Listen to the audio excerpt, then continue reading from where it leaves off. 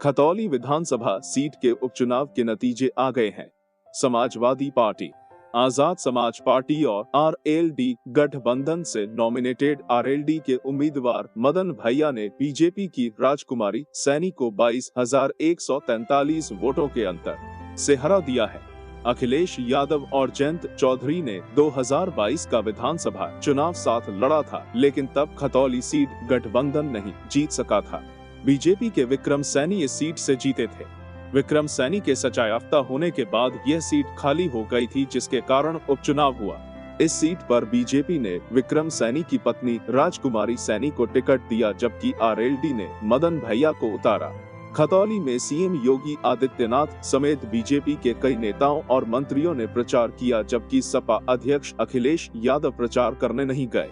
इसके बावजूद खतौली सीट पर बीजेपी की 22,000 से अधिक वोटों से हार ने बीजेपी कैंप में खलबली मचा दी है।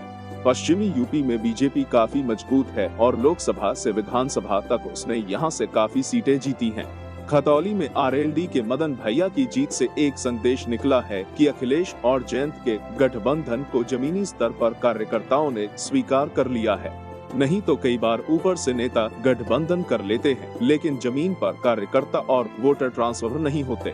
इस जीत में आजाद समाज पार्टी की भी बड़ी भूमिका रही है, क्योंकि विधानसभा चुनाव में सपा का गठबंधन किन्हीं कारणों से नहीं हो पाया था, जिसका खामियाजा समाजवादी पार्टी को भुगतना पड़ा था। अब की बार समाजवादी पार्टी कोई रिस्क नहीं लेना चाहती थी, इसलिए अखिलेश यादव ने एक समझदारी दिखाते हुए आजाद समाज पार्टी और आरएलडी के गठबंधन के साथ मदन भैया को चुनाव मैदान में उतारा, जिसका नतीजा यह रहा कि खतौली सीट बीजेपी के हाथ से निकल गई। इस उपचुनाव में बसपा ने इस बार भी अपना उम्मीदवार चुनाव मैदान में नहीं उतारा। इसका कुछ हद तक लाभ गठबंधन को मिलता हुआ नजर आया। जानिए किसको कितने वोट मिले।